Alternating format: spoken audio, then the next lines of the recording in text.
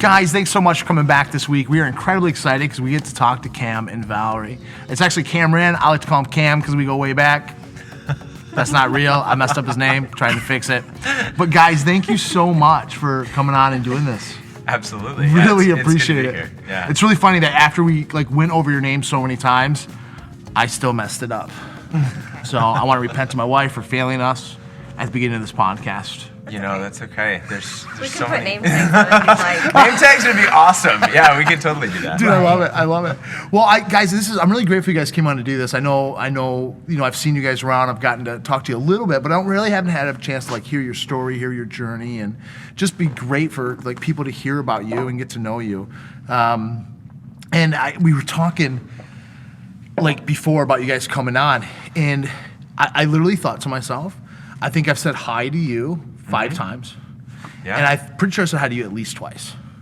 And we've had almost no conversation. So everything you say to us today, It's like brand new. it's we're excited. Yeah. So Yeah. I'm excited just to hear about your journey. And we kind of like to start off just talking just really about, I know you from my understanding, you both kind of grew up in church, yeah? Mm-hmm. And so just kind of talking just a little bit about your journey as a child growing up in the faith, but really I think one of the most important things for a lot of people is when Jesus becomes real for them, when he becomes a real friend and really tangible and really starts impacting their lives in a big way. I know a lot of us, a lot of people that grow up in church have said to me there's a big difference between when I got saved and when he became real. Mm-hmm. And so I just would love to hear your guys' story and your journey. Yeah.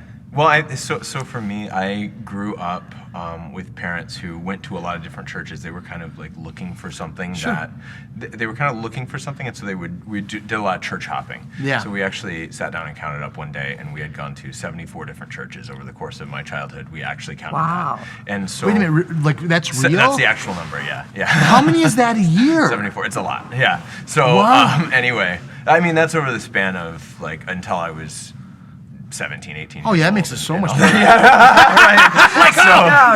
Why even count it that way? Exactly. All those years. But I think that was, so I think that was interesting because it did give me a sense of what was really important and what was a individualized, church belief and stuff like that. But I was very heavily into faith as a kid. Awesome. I've always had, it is good and it isn't good. I've always had that personality where I'm really interested in, doing the right thing and that's not always because I genuinely want to do the right thing. Sometimes that's because I'm really scared that my self-worth is on the line if I don't do the right thing. Yeah. Right? So it's actually more selfish. It's actually 100%. more about me not wanting to get in trouble or wanting to be just good, a good person and all that. And that's kind of a selfish thing. So a lot of my early experiences with God were, kind of a mix of that, just me trying to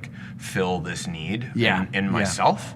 And also, I think I had some pretty real experiences because I've always been a pretty deep person, and I felt like God as a concept was a very deep concept, and I felt like I had depth even at a young age. So for me, it was I kind of experienced that along the course of my childhood, and got saved a whole bunch of times, right? I was always worried that it wasn't going to stick. And so I got saved at every church event, where you 74 different churches. Yeah, right, 74 times actually.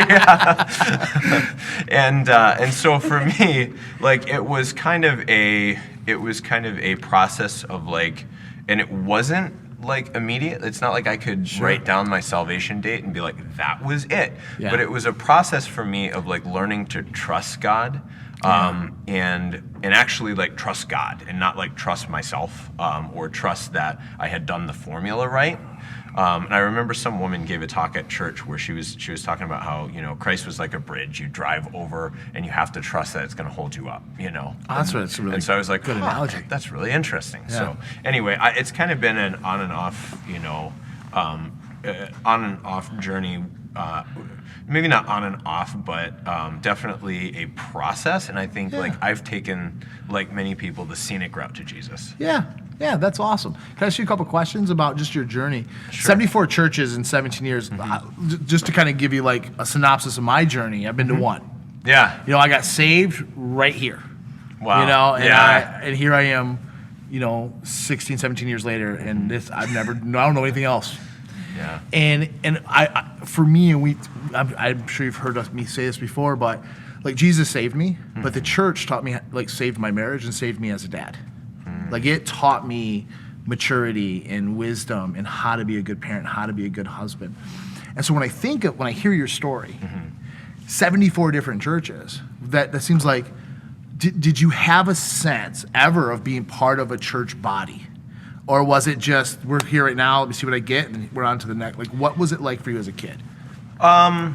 I don't think I ever felt like I fit in. Sure. And I think that was larger than church, right? Yeah. That was a systemic thing. There's that other family was, dynamics going on there. Yeah, Yeah, oh, absolutely. yeah. That He was homeschooled. And so. Sure.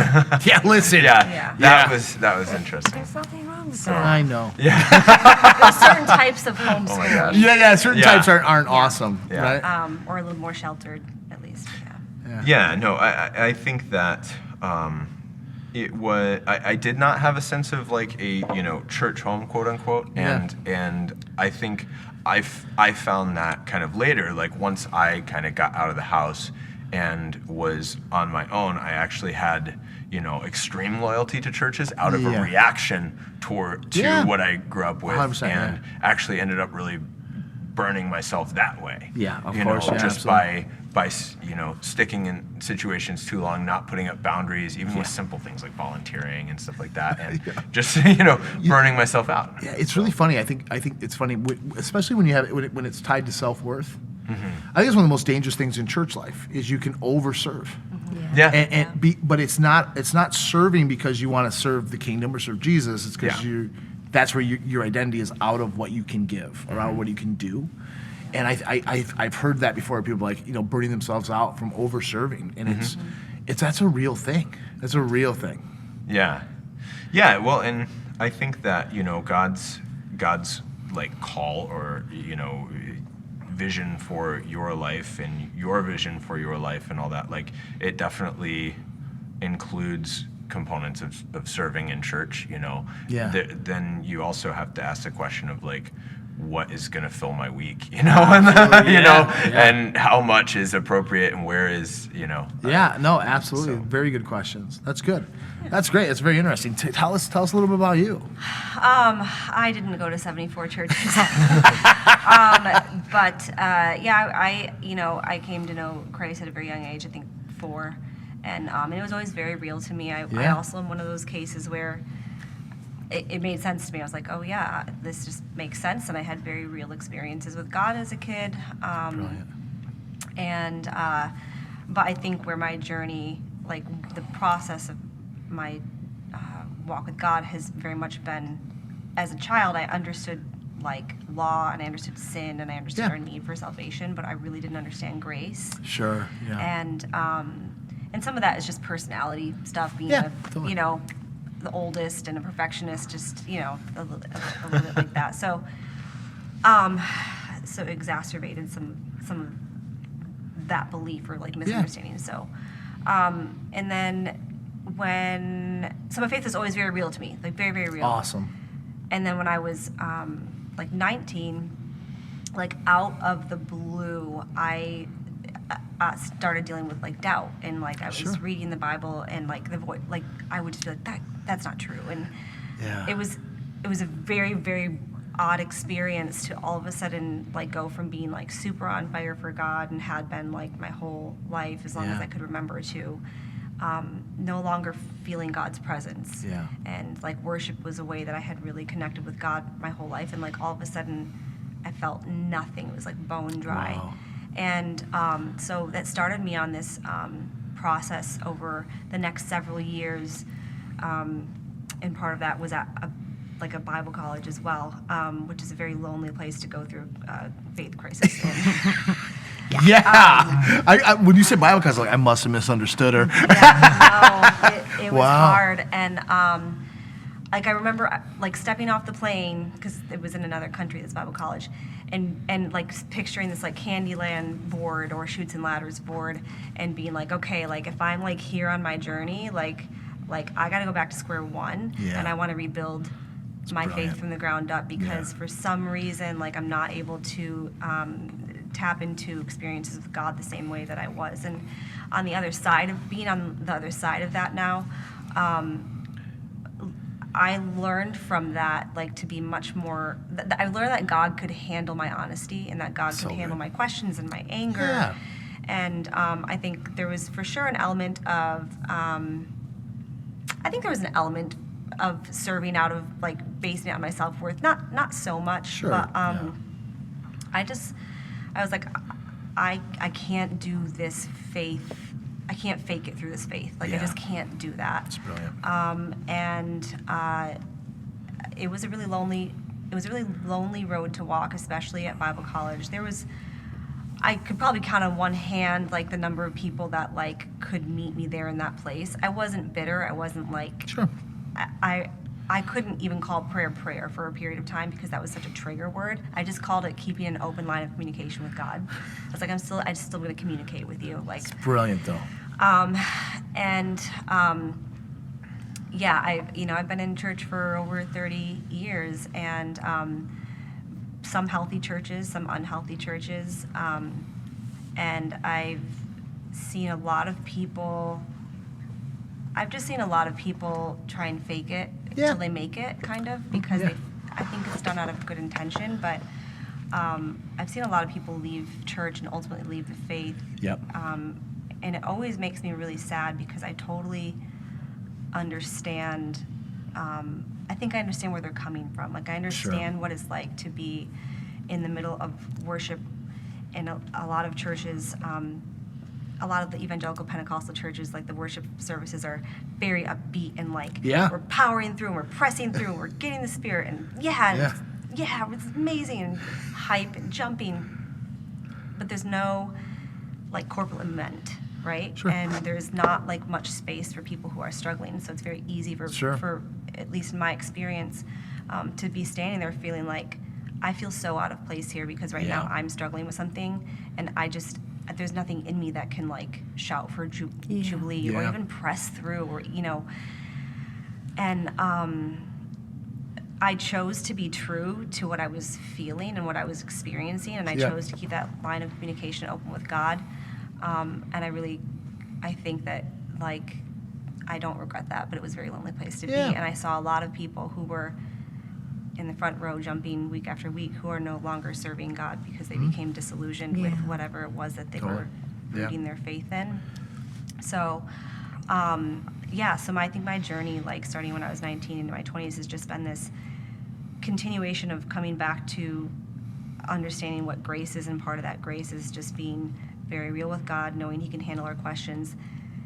And I think it's only then that we can feel safe enough to really allow Him to do the work on us that we need to do. Sure. And really allow Him to, really allow ourselves to submit ourselves to Him. Yeah. So, I don't know, that's about my journey. I don't know if that really wasn't very succinct. I apologize. I thought it was fantastic. I enjoyed it. Let me ask you a question, because one of the things I think, as a church leader, and as somebody who like oversees a church, one of the things that, like, I always want us as a church to present is church is a safe place to get well. Like, we're all in different stages of brokenness. And there does have to be room for grief and sorrow and things like that. And but also, like, there's also the space where celebrating the King and worshiping God is an essential part of who we are. So how would you, like, when you think about, like, your journey, what worked for you, what didn't work for you? What would you say if someone was in that space? What would be the advice you'd give them to be part of a church family in the midst of doubt, frustration, sadness, disappointments? I think what I've seen as a pastor more than anything is disappointment typically leads to that place most of the time. Not all the time, but most of the time it's some life disappointment, and so what would be your advice on how to get through that? The advice that I've given to people has always been, well, first of all, keep an open line of communication with God. Like, you don't even 100%. have to call it prayer if you don't want to call it prayer. I got to be honest, I think my advice would probably be directed more towards the church at large, not just What would just that our advice church. be?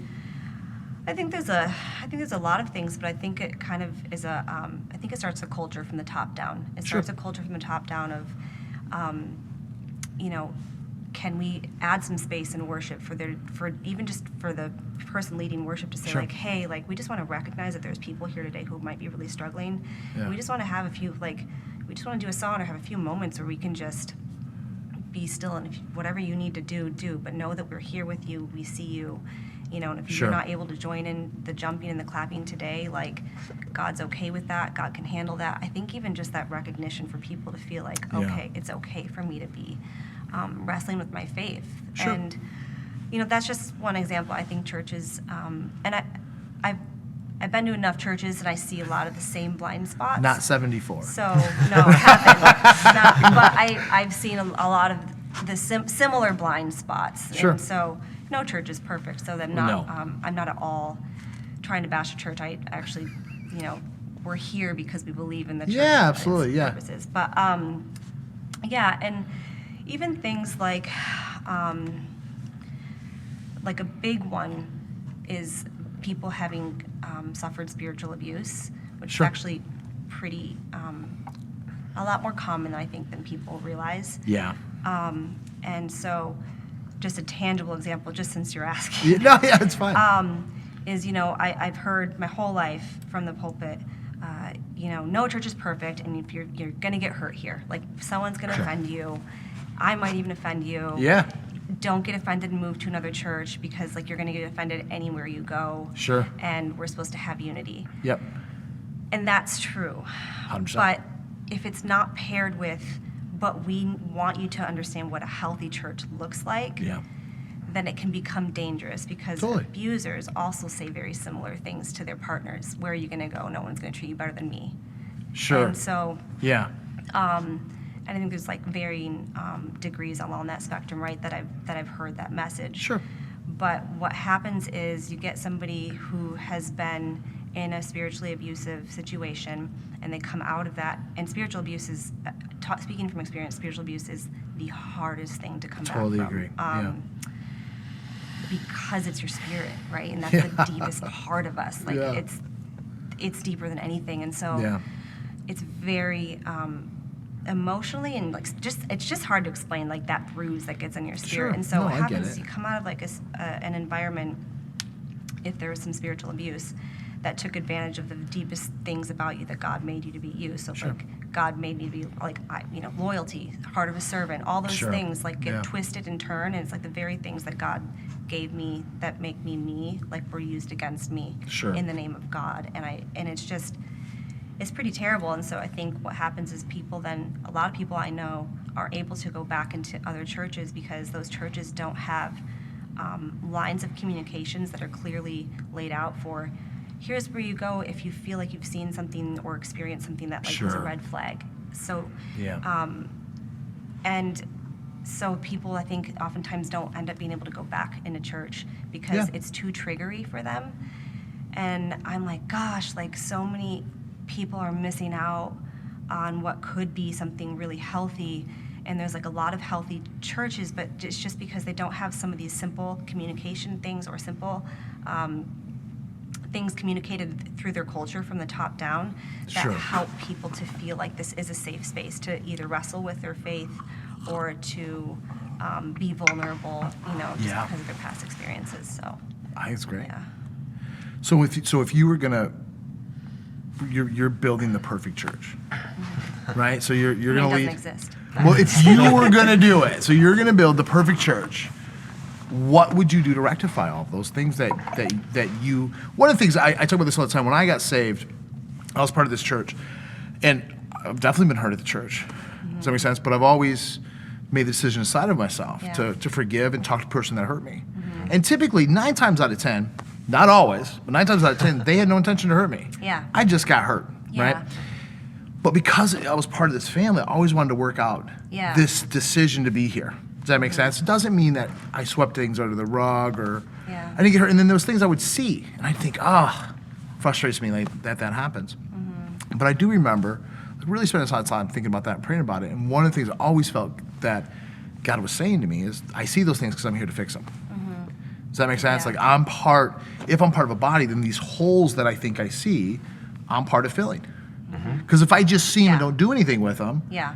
then what? Why am I here? Yeah. Does that make sense? So Yeah. so when I hear someone explain this, which I think is very valid and very good, I'd love to hear what you think. Like if you're going to lead a church, tell me what you'd put in to make sure this never happened to anybody. Yeah, it's a valid question. It's a loaded question. I certainly don't have all the answers. Just give me some of them. But I think all of one them. of the things, the couple things I just mentioned are things that I would do. Sure.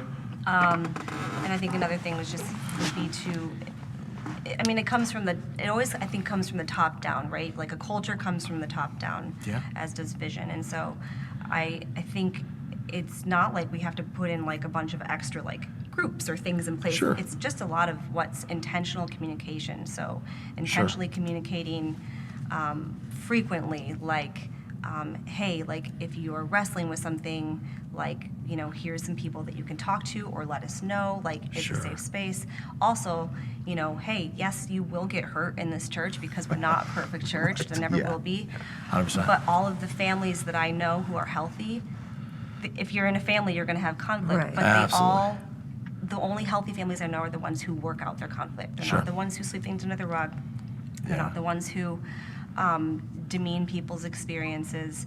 And so I think that I would probably try to put a lot of like education and like learning around what Christian unity looks like. Sure. Yeah. And how to have healthy conflict and where those avenues of communication would be, so that people feel like Yeah. they can do that. And also just the rhetoric of like, hey, the Bible says work out your faith with fear and trembling. And like, Yeah.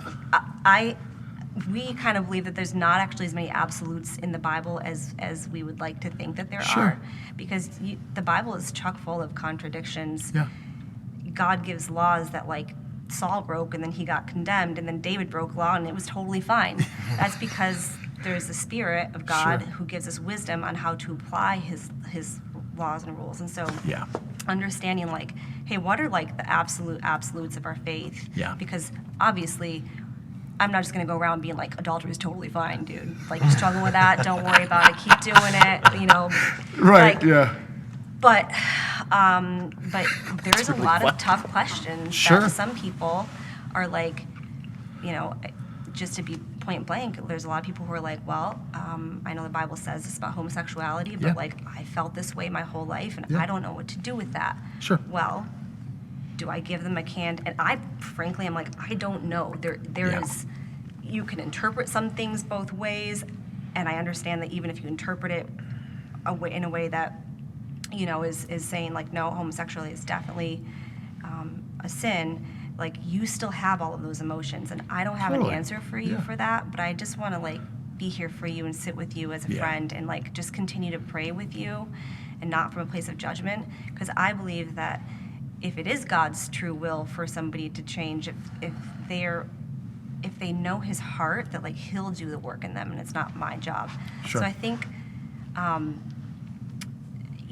not giving canned answers to people, not being like, here's Sure. the verse. Like, when I first started coming to the point, I was kind of coming out of a real tough time, and I met with Janet Kinkle. Oh, I And love something Janet. I super appreciated about Yeah. her was that she never like threw a verse at me and was like, Sure. here's the verse to apply to that situation. She just like sat with me in what I was going Yeah. through. Absolutely. And it meant the world to me, and it's what really made me feel like, okay, this is a safe space then, because she trusted God to do the work and just Totally. was a safe space. So Yeah. I think there's just a lot of that can just be intentionally built into the culture of a church, and Sure. a lot of that communication. I think I like a lot of what you said. Right now, as a pastor, there's a couple things I go, well, I understand, like wanting to make people, like I don't want anybody to live in shame, right? I don't want anybody to not want to meet God, right? I don't want that for anybody.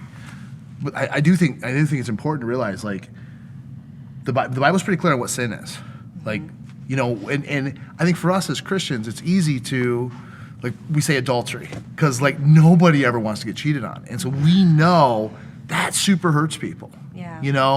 And so it's easy to go, well, that's obviously wrong, but here's this other thing where this is how they feel. Yeah.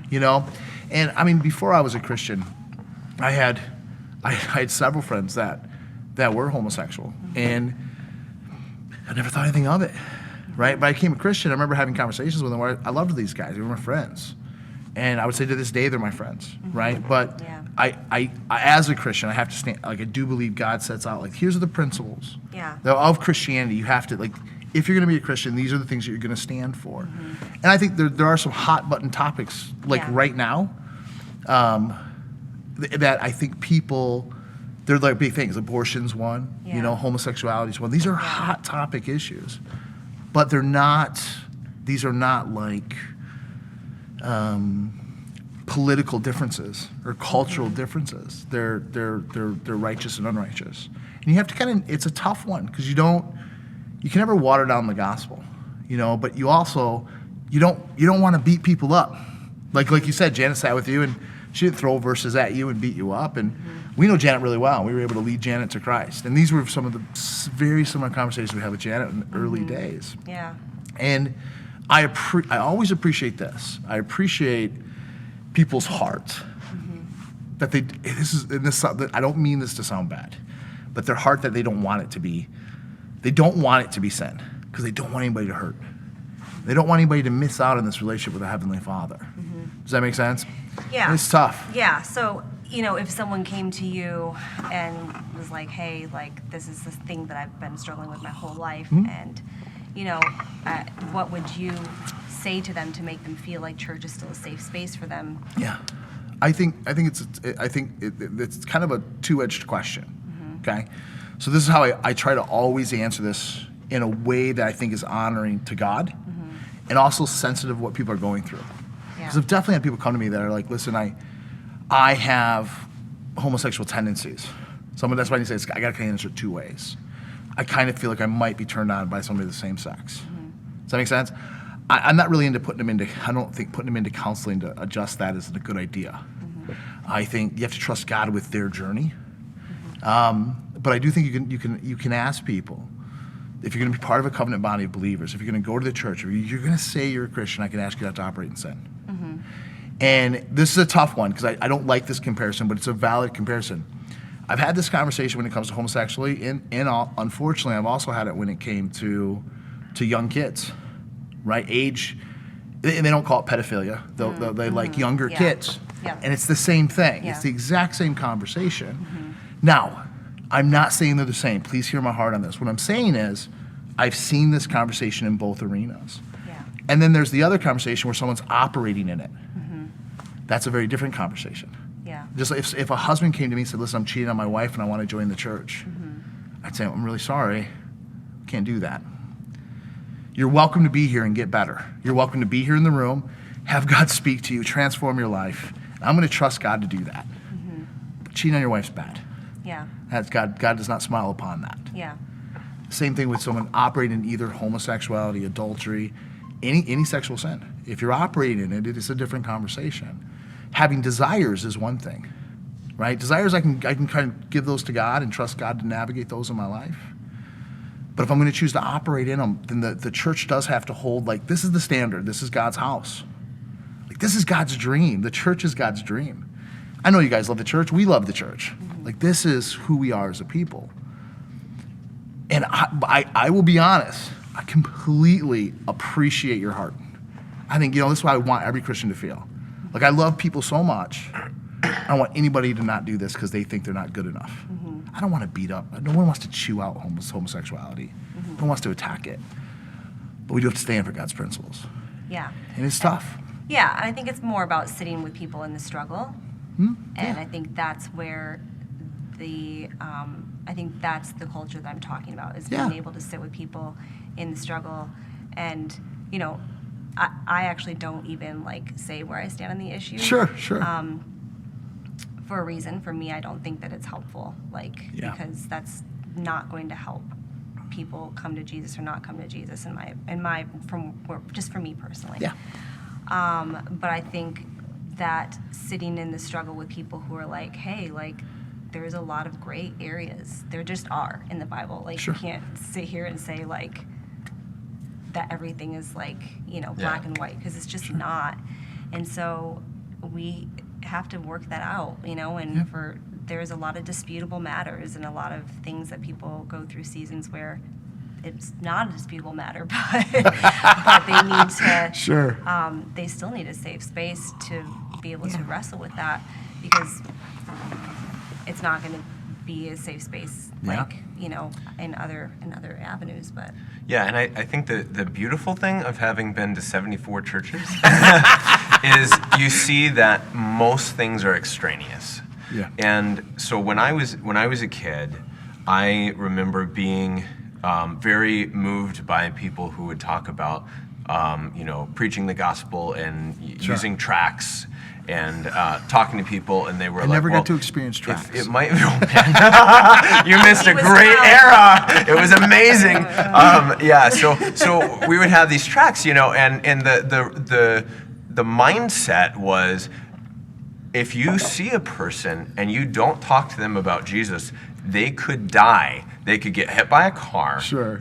Pulling out of the parking lot. The plane could go down. You're sitting next to them on the plane, Yeah. And so you could be their last chance to get saved, So and good. they might burn for eternity in hell because you didn't speak up, Right. you little Yeah. 10-year-old kid. Yeah. And so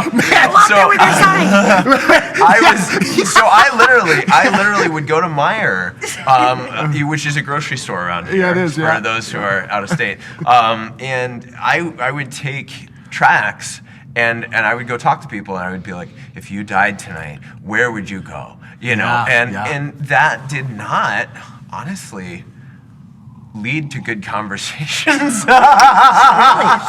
And shocker, right. And so what I learned, so I'm in sales now, okay? Yeah. So what I do is I sell things to people. Okay, that's a large component of what I do with my tech company. And so what I have discovered is that selling is not about, it's not about showing what a great product you have and how the person really needs it. Sure, Right? sure. That's a terrible way to sell. You will turn them off so fast, they will hate your guts. Yeah.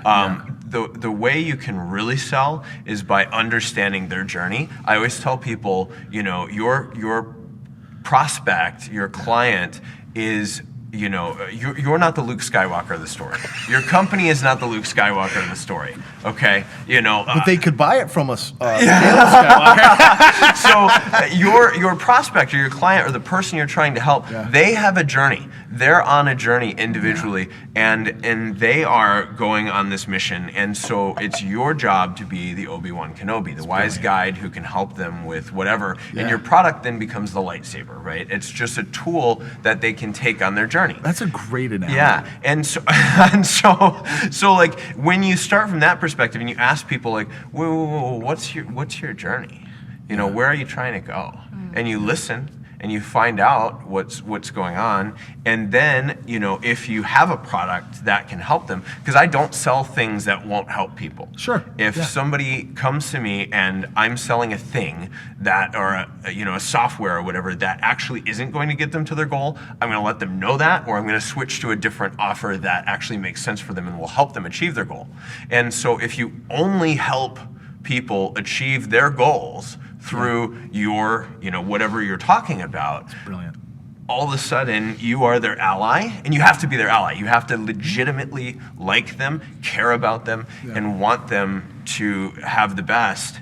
And that is the place you can speak from. So the whole concept of evangelism has been backwards, and we've got to go tell people this message. No, you have to go listen for long enough that the person, you understand that person's journey, you understand that person's heart, you understand what they care about. And so for me, I've seen a lot of Jesus is the Band-Aid that you stick on as fast as you can, where it's like, oh, I'm depressed, Jesus. Oh, I'm suicidal, Jesus. Oh, I'm, anything, Jesus. And so, in the book of Job, Job's friends, who aren't that great of friends, they're actually, this is not the these are pillar not of even good friendship. friends. These are not even good friends. They sit with him for days before they even talk to him. They spend time mourning with him, getting to know what's his struggle, and lamenting with him. And so that's what I think we really need to do. And the other thing is my journey personally, walked away from the faith for a while, you know, and it was really, really important that people didn't try to stick the Jesus Band-Aid on me during that time. It was really helpful, and it helped me to be able to talk to those people and trust those people as they just listened to my story for a while and were with me in that place, and that was awesome. It's amazing.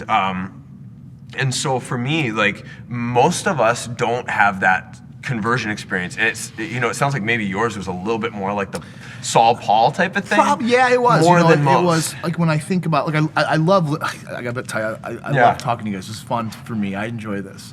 And there are gonna be things we disagree on. I hope that's okay. And Does that's, that make yeah, sense? of course But it is. it's like listening to you, like, I think there's this thing about like our experience in, I always say this, like, not everybody got saved the way I did. Doesn't mean they're not saved. Right. Does that make sense? Like, Yeah. they're still saved. Yeah.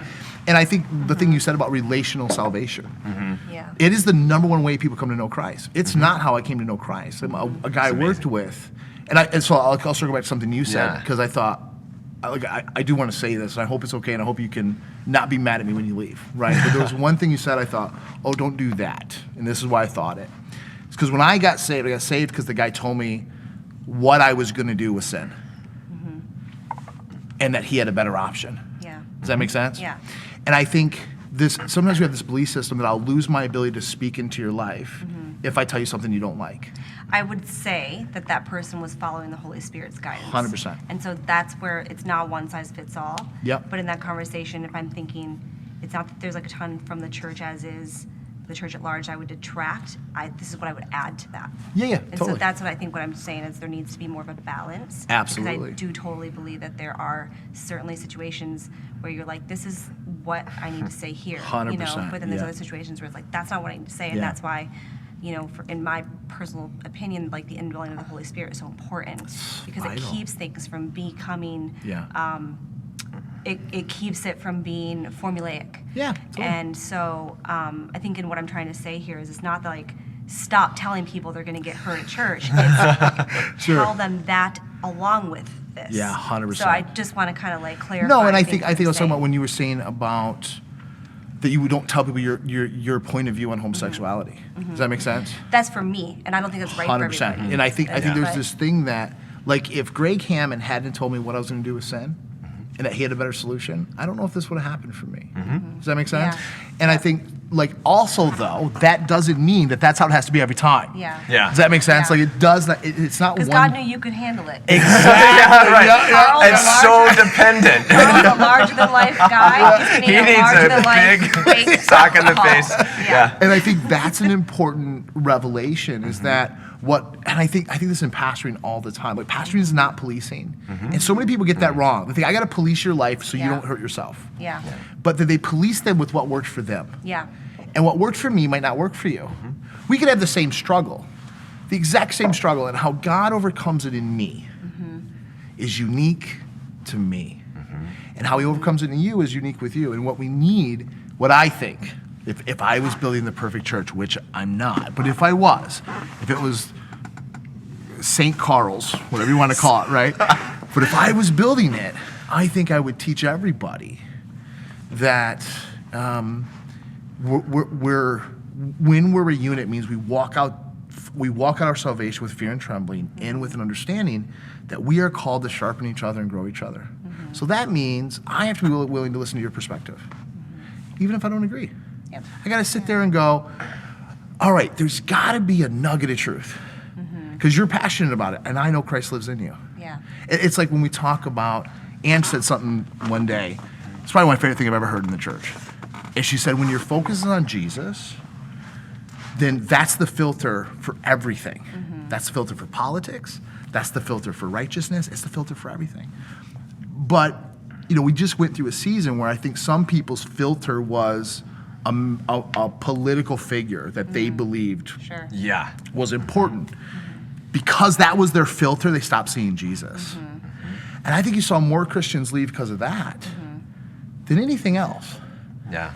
And I think that when we operate as a unit, that means that, like, listen, there's things I believed 10 years ago that I think, I can't believe I believed Yeah. that. Yeah. And 10 years from now, you guys sit there, I'm not saying it's this, it might be something totally different. You might Yeah. think Fruit Loops is amazing, but 10 years from now, you're like, whoever eats Fruit Loops. Yeah. But you grow, you mature. And I think we live in this society today where I do believe this. I think everybody believes they're 100% right in the moment, or else they wouldn't stand so strong on it. Mm-hmm. And when we can humble ourselves and say, there's a good chance I got some of this wrong. Mm-hmm. That's why, we have to have conversations. And so there's so much you said, I think, oh yeah, totally. Mm-hmm. You're right, the church hurts people. Totally. The other side is that people hurt the church. Mm-hmm. Does that make sense? But if we just choose to really genuinely love each other and walk it out with fear and trembling and chit-chat and talk, and can both acknowledge that maybe I'm not right. Yeah. If we choose relationship over being right, we're going to be okay. Yeah. And I think that's how Jesus walked with us. There's so many examples of who Christ is in the Bible that I think people totally ignore. And one of my favorite is how many times he just turned around and walked away from people. Yeah. It's 47 times. 47, 48. That he's meeting with somebody who's not going to listen to him, who's not going to submit to his teachings, who's not going to operate in the faith. He just turns around and walks away. And you think, holy cow, man, that is kind of different to how I envision Jesus, because he chased me forever. But I also know every time I reject him, he didn't give up on me. Mm-hmm. Does that make sense? But he also didn't beat me up. He just waited. Mm-hmm. And I think that's a Jesus sometimes we don't think about. And we think that, we live in this society today where some people have a great revelation on grace and some people have no revelation on grace. Yeah. And both are bad if it's 100% grace or 100% no grace. Yeah. You've got to be in the middle. And I think that's why I can give you 100 examples in the Bible that tell me Jesus is a Democrat. Mm-hmm. Hundreds. And I can give you hundreds of examples where you probably look a little Republican, right? But it's not political. It's kingdom. Right. And that's why we have to leave room. You guys might be super Republican. I have no idea. But we have to leave room for people that aren't. Yeah. You have to leave room for people to have conversations. Mm-hmm. And where I think we have to also be very careful is that there are things in the Bible that are not gray. Mm-hmm. They're not. But sometimes as humans we want them to be, because it's easier. Now, I'm not saying you guys are like that. What I'm saying is that's a real thing. Mm-hmm. And you want to make sure you can walk with people in a way that's going to be helpful. Yeah, for sure. Yeah, I like what Aristotle said about listen, I'm not as smart as you, man. The mark of an educated mind is to be able to consider an idea and what its implications would be if it were true without accepting it. Right, so brilliant. You have to be able to walk it out logically and go, maybe, let's think about it, without actually believing it. Yeah. And I also think this whole thing that we've been saying, it does come down to individualized situations. There's times where I've called people up on the phone, and the first time I talk to them, I'm like, your online presence is sad, man. And they're just like, yeah, I know. Did you call us and we make say a that? plan to fix it. No, you guys are actually doing great. We killed the game. Come on, man, that's amazing. So all that to say, both when you say, I'm going to trust God enough that I'm just going to say what I think, and I'm going to let that be what it is with this person, say what I believe and let that person hear it and just deal with it, and trust God to help them walk through that. Sure. Or when you say, okay, I'm going to trust God enough to not say anything and give them the space they need and give them the time they need. Both of those are trusting God, and it's 100%. Both trusting God and also trusting the other person, because I think oftentimes it's super easy to think that because we think we have all the answers because we're the only brain we live inside, we see objectively, or at least we feel more objective about other people's opinions and beliefs and the way they do things. And so we want to I got to fix this person. Oh my gosh, I see them doing this thing and I need to fix it. And, they have a mind and a heart and a conscience, and they have a connection to God that is real, and totally. God can get them there. So I think it does come down to, for me, it allays that paranoia that I had as a kid that led me to, oh my gosh, they're yes, exactly. When we were in California, there would be guys we'd go down to, was it Hollywood where they had the stars? Yeah. Hollywood. So we'd go down there, all the little stars in the road. Yeah. And Mandy liked it. I thought it was a blast, you know. I love to people watch, but there'd be these guys with these bullhorns and these big signs, you know. I used to Turn and burn. hold those signs, though. I know, don't tell anybody. That's embarrassing, I right? used to be one of those. You really? Yeah. And I always thought, I wonder if anyone's ever come to Christ that way. Yeah. Yeah. Does that make sense? I wonder if it's ever worked. Yeah. But you know what's funny is today, I was talking to somebody, and I think this guy's an amazing example of Christianity. But that's how he came to Christ. Yeah. Well, someone gave him a track. I've heard track twice today. Yeah. I've never gave him a track, and while he was going potty, he read the track, and it changed his life. And I think God, everything God puts into place works, Yeah. but it doesn't work for everybody. There's a road for all of us. Well, God's not limited by the perfect, you know. No. God's not limited by the perfect path or whatever. No. So when you were in that space where you're like, okay, I'm going to go, you know, bullhorn, turn and burn at people, you know, what was that like in your head? Well, it was the only thing I knew. Yeah. That's how Sure. I grew up. Do you know what I mean? I was saved into a relationship through fear, right? So that's what I lived out. It was, if you don't get saved, you're going to hell, right? It was not. So that's the only reason why I did that was just because I was scared. So that's what I lived out. So that's all I knew. That's all I was taught. Yeah. I was never taught about a relationship. So, so that's just, you know, what I knew. To me, that was just the norm. And, you know, I didn't want anybody else to go to hell. So this is how I knew it. So, like, I'm just going to scare you. I didn't think, you know, I mean, Yeah.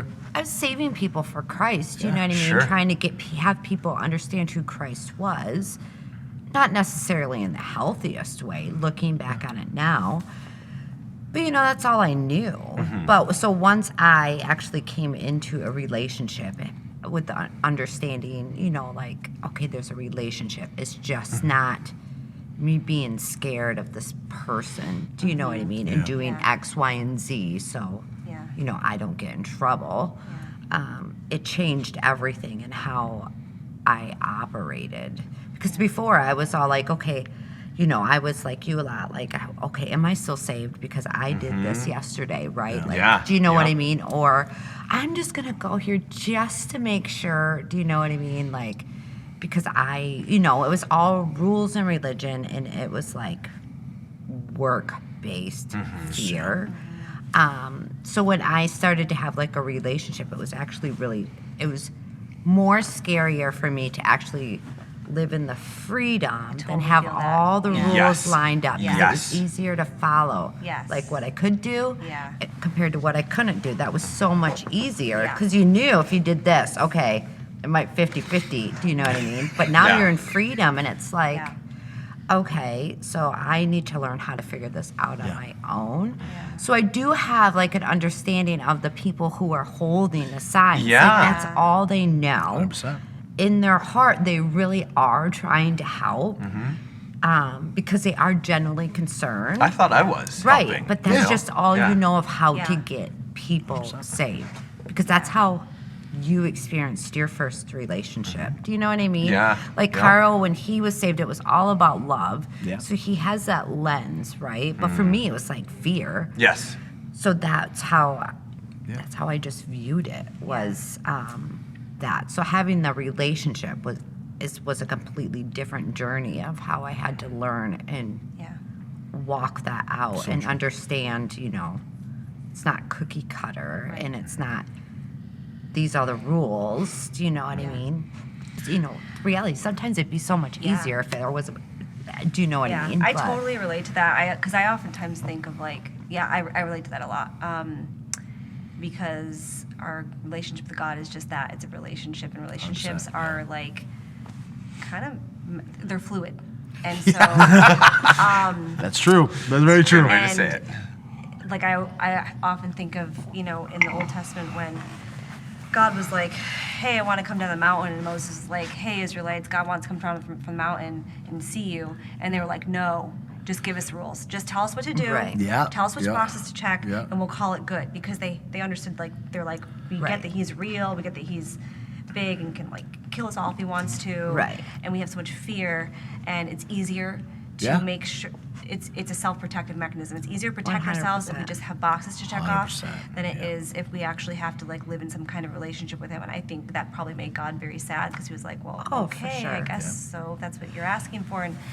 And so like I totally relate to that because I think that was similar to my dream. It was like, okay, well this is now there's not like boxes, which I was checking very like from the right heart. I was like, yeah, I believe in this, Right. but I didn't understand grace, and I was a very judgmental person of other people. I was very Oh. judgmental. Were you really? Seriously? Really?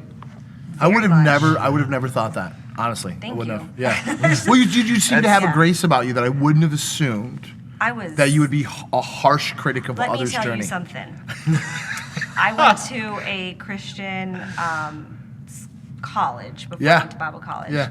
And I was on the worship team, and there was another guy who was on the worship team, and he was 21, and I would not go on a date with him because he would drink a beer occasionally. I was like, no. Are I you will kidding? Not date somebody who drinks That's alcohol. that's That is quite not a that's okay. quite a pendulum swing you've made from that because Yeah, 'cause now I'm, like, drunk every week. Yeah, that is.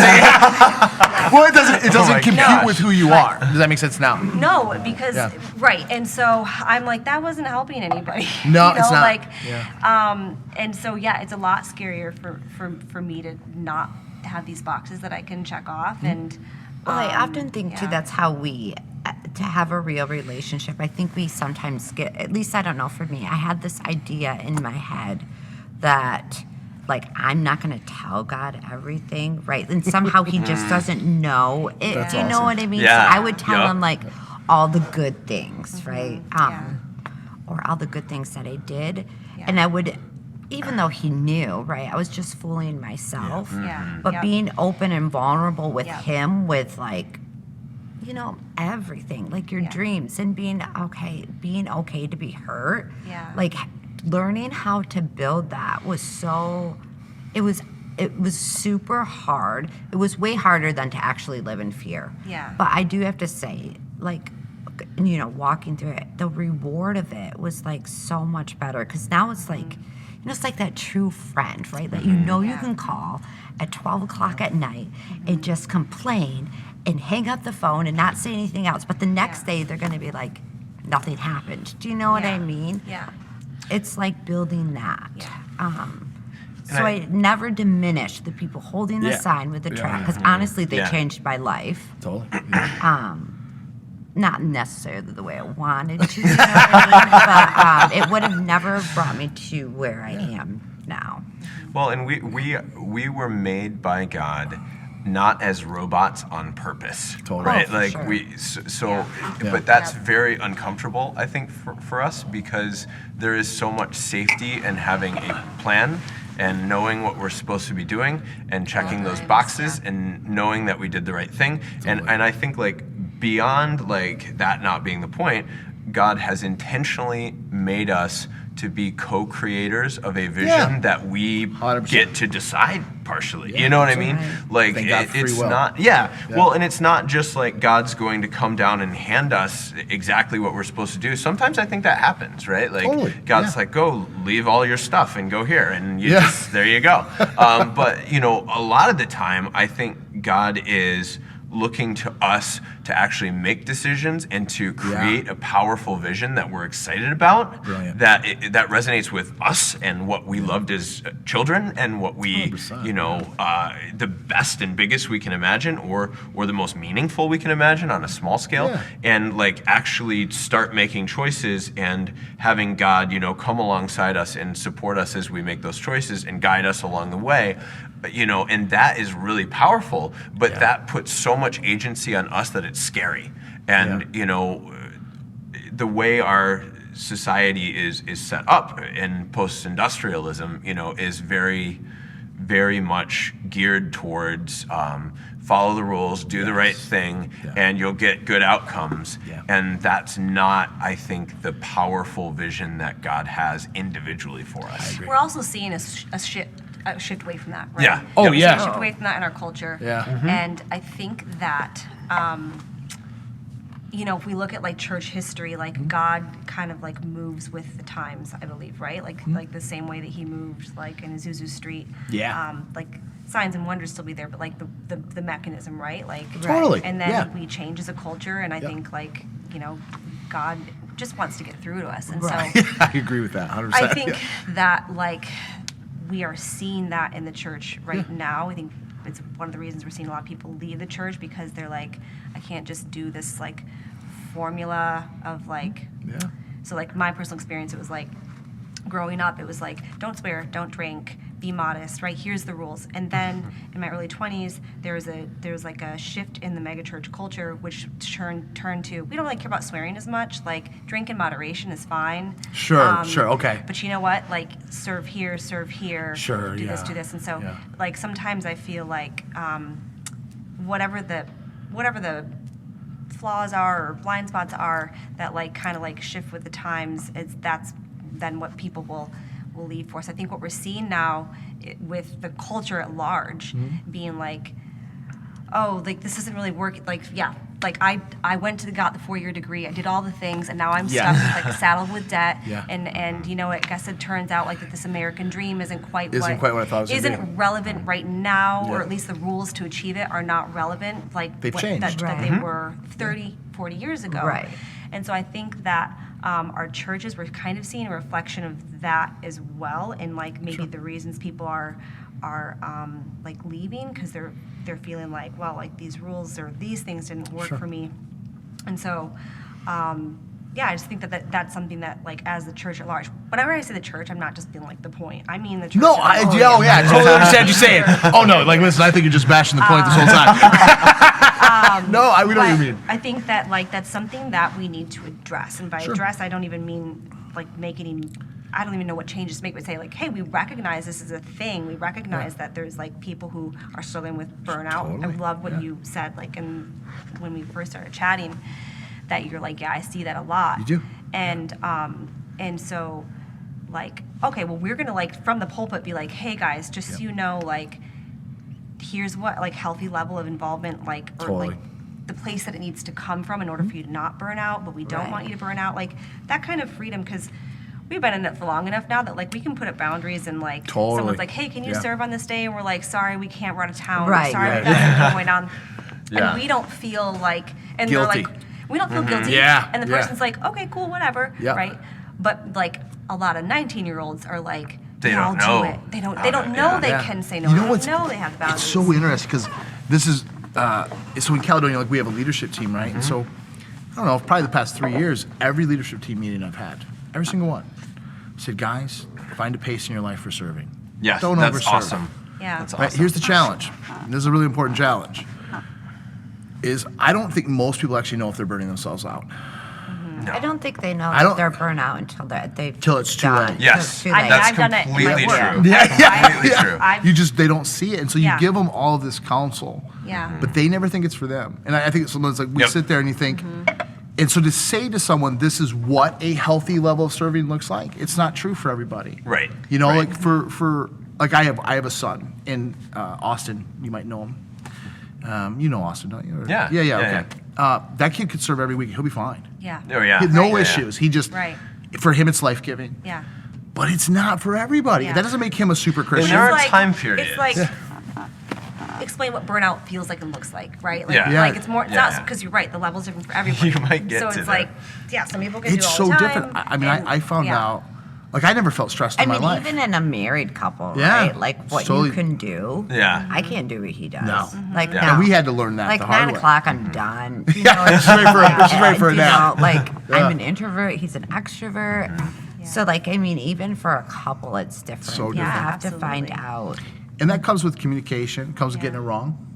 You know, you have to get it wrong a few times. You Yeah. you don't know the roadmap. And I think there's this thing inside of us as Christians. I don't think it's in everybody in the world. I want to be really honest about this. I don't. I think this is unique to Christians. I think that when we get a revelation, we criticize the people that don't have it yet. And I think, I read this one time that in every move of God, the move before was attacked the next move. Have you ever heard that? Like they attacked the next, so when moving in the Spirit came, it was attacked. So it's like Yeah. 90s jeans attacking skinny jeans. Exactly. 90s jeans tearing down Yeah. skinny jeans. Yeah. And I think sometimes as Christians we do that. Like we get this personal revelation that's deep And we're supposed to carry it, but then we, on accident, I don't think we do it intentionally, attack people without the same revelation, or attack, the worst is when our revelation is wrong. Do you know what I mean? Like when our revelation is actually wrong, but it's still our revelation. Yeah. And it's interesting to like, I love, and I do think there's an element to where sometimes people feel like they can't disagree with leaders. I think that's a terrible thing. Yeah, you should. I think like you have to be able to say like, I don't know if I agree, Right. but I'm willing to Yeah. sit at your feet and learn. Yeah. Right. Does that make sense? Like I can, And I think as leaders, we need to be able to say, yeah, like, I don't know yeah. everything, right? Like I'm not sure willing- if dogs are in heaven. Sorry, not sure. You know, but it's a big part. According 'cause- to Disney, That's they it. are. I mean, Yeah. that's a huge Disney's right. I know, component about of everything. being healthy is Totally, yeah. like creating an environment, like that's an example of like a safe environment. Like, Yeah. do people feel like they have the right to respectfully disagree? There's a wrong way to disagree. Yeah, absolutely, yeah. But Yep. to respectfully disagree, and do leaders have the ability to allow the people they're leading to be individuals and to be on a journey Totally. and Oh, to yeah. be questioned? And so I think that says a lot about a church's health. I think that's the backbone of an actual church. Yeah. I think when you remove the ability, I think there's a big difference between asking a question and questioning. I think questioning, and I do believe this. I'm very fortunate that I've been able to be with Andrew and Ange. Yeah. Well, Amanda and I. Sorry, I shouldn't have said that. Amanda and I have been able to be with Andrew and Ange for the entire time we've been saved, or I've been saved. I've been with them, Yeah. and I appreciate the ability to be able to sit at their feet, and also I appreciate the ability to be able to ask a question. I never was questioning. I think there's a big difference. I'm never questioning, but sometimes I have questions. Like, hey, what do you think about this? You know, if someone's doing this, like, you know, what's that like? I was able to Yeah. walk through genuine questions, you know, or say, can I ask you why? And I think one of the things I always appreciate about Andrew is he say, well, we can talk about it. Yeah. And then sometimes he say, I definitely am not going to move on it, but we can talk about it. And it always spoke to, like, it wasn't control. Yeah. Does that make sense? Yep. But even in that, sometimes, you know, if as a leader, there's this other side of it. Now I'm a leader. And I'll sit with somebody and they might have some questions. They might disagree with me. Yeah. And I know that if I don't agree with them, they're going to think I'm bad. Yeah. Like I'm not a good leader, or I've attacked them. Probably my favorite moment, we were at Disney. Disney knows everything, clearly. We were at Disney Wow. World, and I'm walking with Mandy. We're on vacation. This is Mandy's least favorite Carl Gibson moment. And I'm on Messenger with one person who's chewing me out because the church was pro-Trump. And on the and then another person at the exact same time is chewing me out because we were liberal and refused to promote Trump. Yeah. That's so And they that went means to you're doing the something right. They went to Yeah, the yeah. same You can get church. both That's They- amazing. Then that's you're like, I'm in the middle. I Yeah. did it. I'm in the middle. That's what I'm Offended sitting- everyone. I know, I'm Yes. sitting there going, Yeah. how does Yeah. this happen? You Yeah. know, but it happens because I think we choose to stop actually loving each other Yeah. and choose to stop actually listening. I've loved to be able to have this conversation with you, but I did feel bad because I thought I don't want you to be uncomfortable. Like I don't want you guys to be uncomfortable when I want to be able to say to you as a leader, I might not agree with you, but I don't want you ever to think like Carl's gonna think ill of us. Yeah. But I think it's human nature. I think people do. But And I think they struggle. The emotions are going to be real when you disagree with somebody, right? 100%. Like I had a straight up like debate with a guy recently, just because he was he was very opinionated, and I'm like, cool, I'm gonna just go for this. And it was just theology, and it was all super. theology. Just theology, super, nothing yeah, big. But it was super edge case stuff, right? Yeah. That like doesn't matter at all. And we both like really went at it, you Yeah. know, and it was fun. And it also made me mad. And it also, made me judge him a few times. You know, and I went through that, and I have no doubt he was mad at me. He was judging me. He Sure, was yeah. frustrated. He was, we went through this whole range of emotions. And at the end, like, I think he said something like, I hope we're all good. And I was like, of course we're all good. Like, Yeah. yes, I felt anger. I felt frustration. Absolutely, I felt yeah. all of these things. But like, now we're climbing outside of that. And like, we're done with this conversation. It goes in a box over here. And we can open it up and talk about it anytime we want to. But 100%. now you and we're going to talk about something else. You want You want pizza? You want some pizza? Yeah, So, and I think that's really, that's really important to have the 100%. emotional fortitude to be able to do that. Absolutely. Yeah, which I think comes with trust and comes with people being able to know that, like, I mean, it comes with maturity, right? Like, we've been in this sphere for a long time, Yeah. so like, I think we've got some thick skin.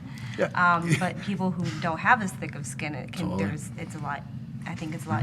Yeah. I think a lot more trust needs to be built, a lot more. 100%. But there's a really good book that I'm reading right now called The Conviction. What is it called? I always forget what it's Win called. Some Thank you. Convictions. Yeah. I always want to call it I'll check it out. And it's very good, and it's actually, it was Who's it written by? written in the last year. I don't even remember because I can just picture the cover, Sure. and I'm really bad with author names.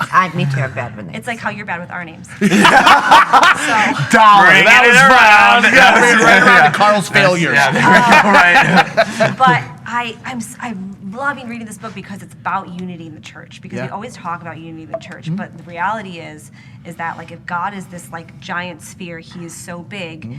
I could start here, like when I meet Him, and I can travel like in my 120 years, I'm gonna live to here, right? He's You're so going big. to live I'm- 120 years? Oh yeah. Okay. Wow. Go, girl. We're both making it to 120. Good for you guys. I'll never see all of this over here. No, Somebody else no. might have started their journey right here. Yeah. Yeah. And some of our revelation of God will overlap, but they might have certain revelations of God, not contradicting the Bible, of Right. course, I but they understand, might yeah. have certain revelations of God that I'll just never see till I get to heaven 100%, because yeah. He's infinite, I'm finite. Yeah, 100%. And we all are. And so I think that a lot about, like, okay, well, what does unity look like? Because it doesn't look like us all being robots. I do know that. Yeah, totally. And when, growing up with teachings like, well, I remember, like, one of the things that would stress me out was it was like, oh, like, Jesus is gonna make you more like Him, and so then I'd be like, and like, you gotta lose yourself, and Less I'm like, like me. I'm gonna be less like me and like more like a robot. Like, what are we all going towards here? And it's like, no, Jesus makes you more the you that you were meant to be. 100% accurate. And Yep.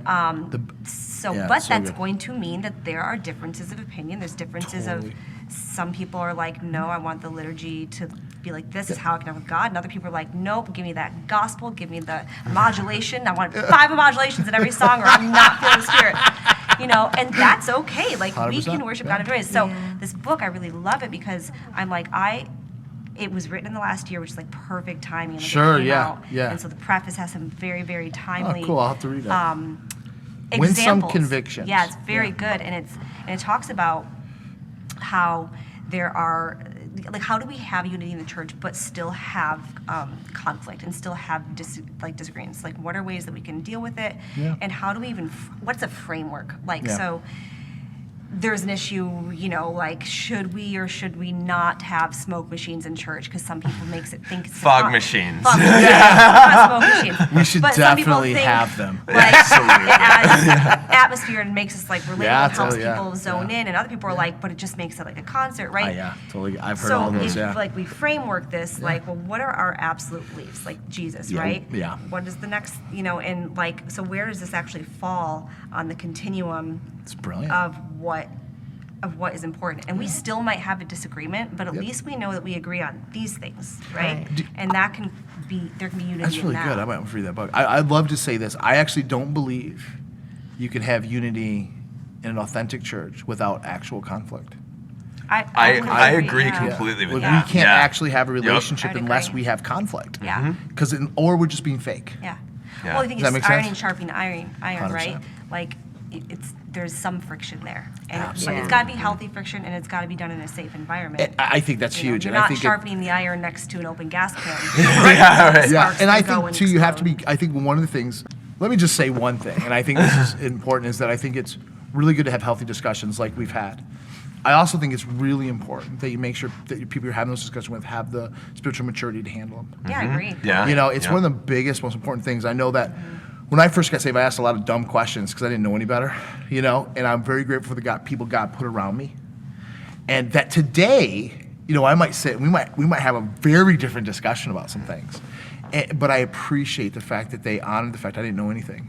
And I think sometimes as Christians, we have to honor that fact that we might be around somebody that doesn't know as much about Yeah. who Jesus is, or there's things you said. There's Yeah. people that will watch this and won't even know what you mean by that. Yeah. Like it's such a Yeah. church term. Does that make sense?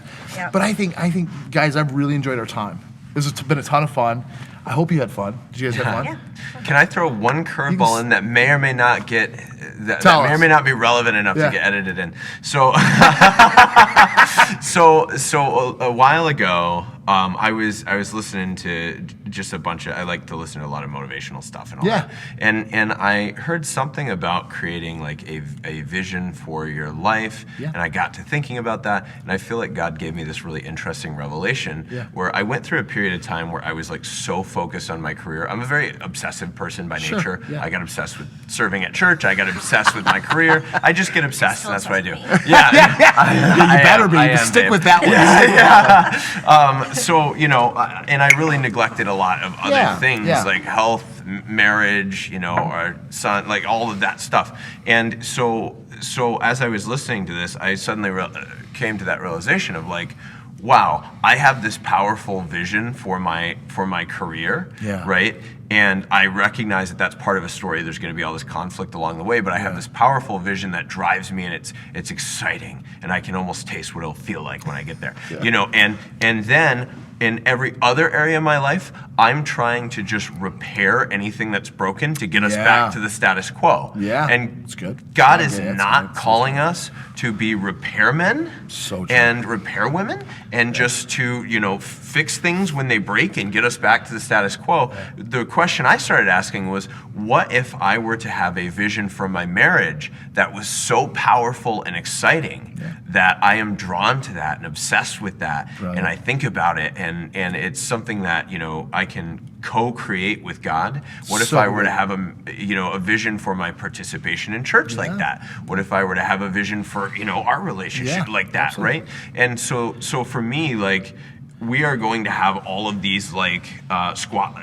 conflicts and difficulties. That's part of being human, and that's part of co-creating this hero's journey, Yeah, right? yeah, And so like, I think that, you know, we really need to ask ourselves a question of like, what's God's vision for this? How is it awesome? Yeah. And how can we imagine something awesome with him and then build towards that, and instead of just trying to move things toward the status quo again. I think it's brilliant. It's one of the things we've taught. You know, we do a lot of things in marriages, and we've taught for years. Well, probably for 10 years now.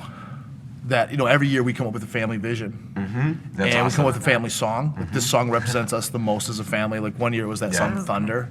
It's my fave, sorry. But I think having a family vision is so important because God first called you to love him and then love your wife.